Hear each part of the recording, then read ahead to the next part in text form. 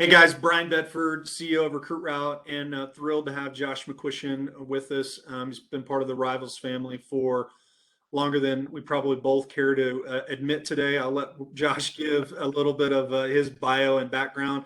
Josh, thanks for being with us today, man. Hey, Brian, thanks for having me. And like you said, I have been with Rivals. I was actually talking to a player earlier this week, and I came to the realization that I had been with Rivals about as long as it had taken his head coach to go from being a player to now being a head coach at the high school level. So about 20 years I've been with Rivals.com, covering Oklahoma, Texas. I mean, some national recruitments, kind of depending on the situation. But yeah, I mean, it's something I was passionate about early. I always liked recruiting. I think I got more serious once I realized I wasn't going to be one of those recruits, at least Yeah. not at the to the degree I wanted to be. So I kind of decided I would go into a media side of it, and I've always just kind of had a passion for it. I like it. I really enjoy talking about all the angles of Yeah. recruiting. So I think what you've done is, providing a lot of these guys a lot of answers can help so many that just don't even know they need the help. Yeah. No, it's great. Well, listen, thanks for being here.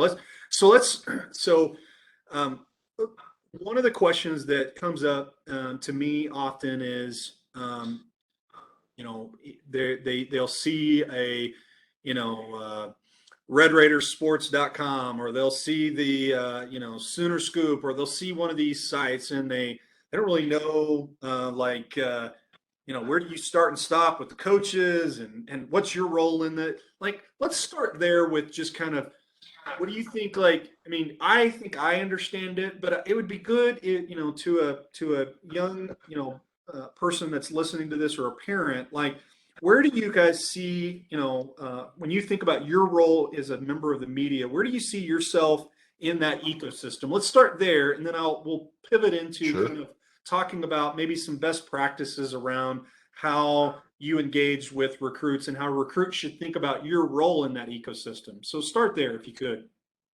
Yeah, and I have some kids that will come up to me and they know, either A, who I am or what Rivals is and what we do, and they're very enthusiastic about it. And there's some guys I do have to explain it to.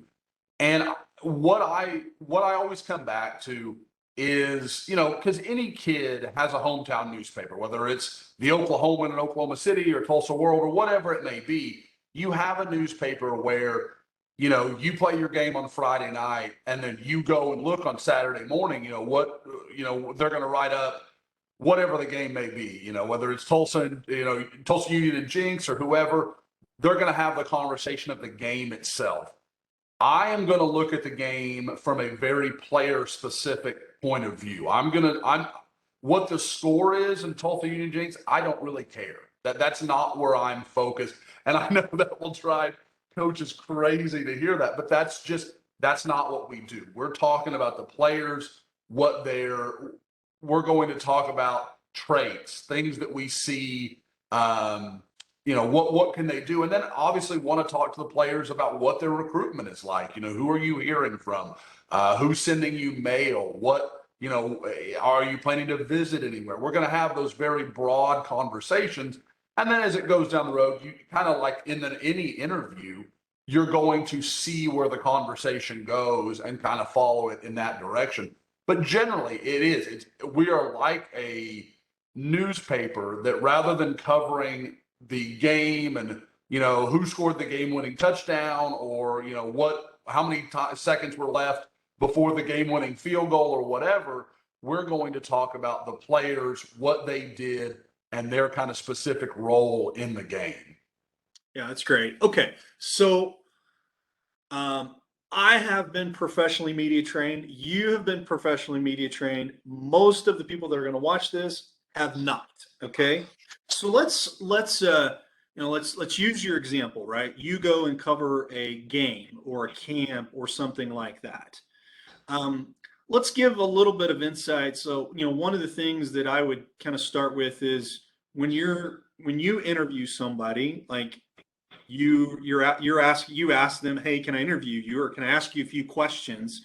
When you're Sure. doing that, for, you're taking that as the gospel. Like you're taking that as on the record, meaning it's publishable information out for folks to know about. And as you and I know, Josh, recruiting is a fairly intimate subject. It's one of the big life decisions that happens early in age.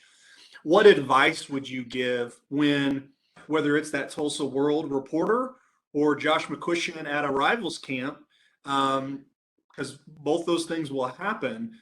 What advice would you give to a recruit and or a parent as they interact with the media? What are again, put yourself in the 16-year-old Josh's shoes. Like what would you tell the 16-year-old Josh about the do's and the don'ts when you're talking to media, from how you handle yourself and how you dress to how you communicate, or what's on the record and what's not on the record? Could you elaborate on maybe some best practices that you would educate people on?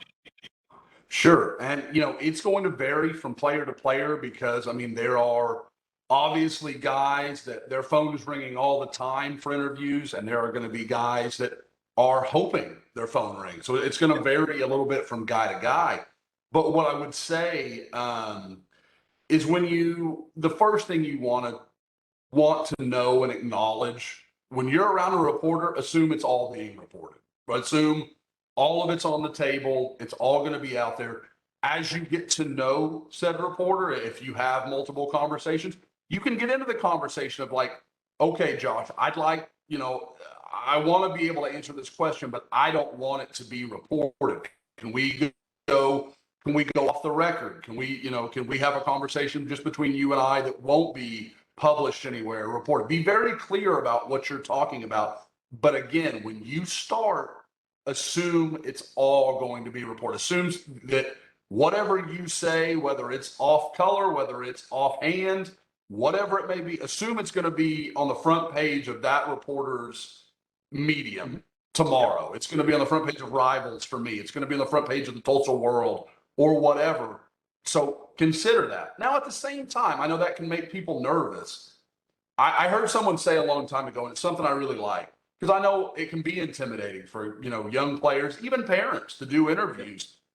We're talking about you. You are the expert on you. There's no reason to feel uncomfortable.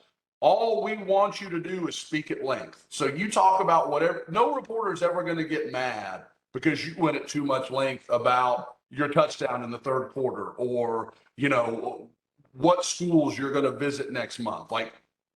Brevity is the enemy. No reporter wants it. So speak at whatever length you want to. Speak comfortably. No yes or no answers. Yes.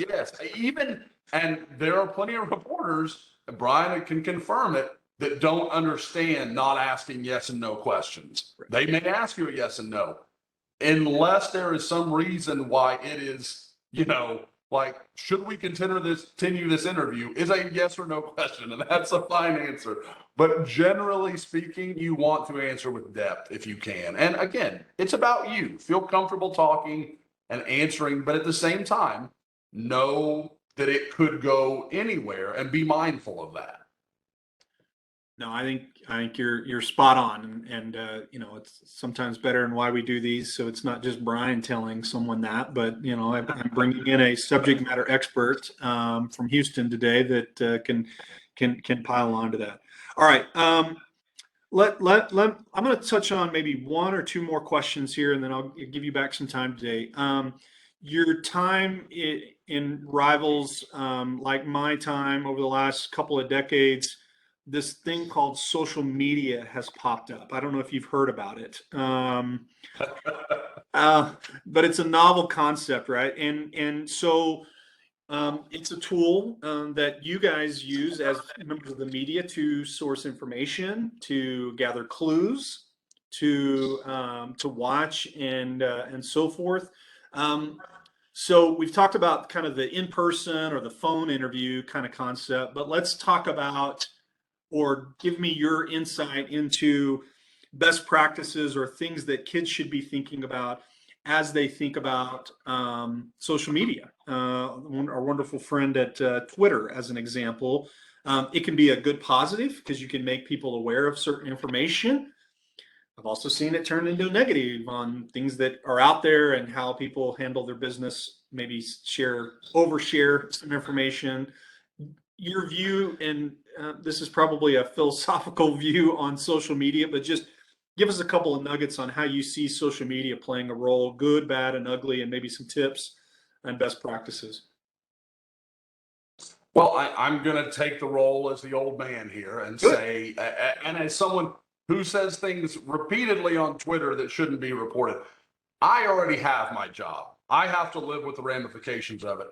When you're on Twitter, it's a job application every day. Everything you tweet can impact what your recruitment or however you're looking to be viewed is going to be seen and going to be processed by college coaches, sports information people. I'm not sports information people, but operations people within the program. I mean, you're going to have a lot of people consuming what you say. So even things that seem mundane. I mean, I know every coach will tell you, don't cuss, don't be, and that's all good advice. That's perfectly fine. That there's nothing wrong with that advice. At the same time, if you are the guy who goes on Twitter and has 10 offers and says, I don't know why all these other schools are disrespecting me or doing these things, what do you think those 10 schools that have already offered you, how do they respond to that? They're going to be seen as, well, the schools that I have, I don't care that much about. I want to hear more from these other schools.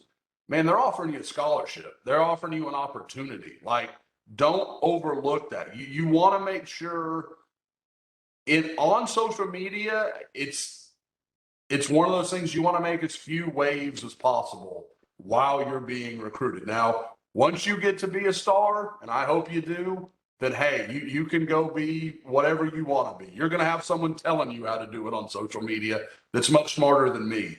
But think of it, anything you tweet, especially if it has any connection to recruiting, think of it as something you would say in a job interview. Yep. Like, because that is how schools are going to look at it. Because as talented as you may be, there are other guys that school is recruiting that they are going to see similarly. They are going to see that, you and 3 other guys, what separates you. It may be your social media. It may be the way you interact with that coach. There's a lot of ways you can do it. But the other thing I would say is privately in the direct messages, don't overwhelm coaches. Don't hit them up every day if they're not doing the same to you. But anytime a coach responds to you, no matter how important you or connects to you somehow, whether he direct messages you or whatever it may be, you respond. Let them know that you are interested and that you value their time, because as busy as you think they are every bit as if not more busy. So there is a time component you want for respect for these guys, and let them know that, yes, I'm interested in you. Please continue to recruit me. Yeah. Couldn't have said it any better. Spot on, brother. Hey, thanks for being with us today. This has been great to get some nuggets from you, and we'll have you back again. Thanks, Josh. Hey, Brian, enjoyed it, man.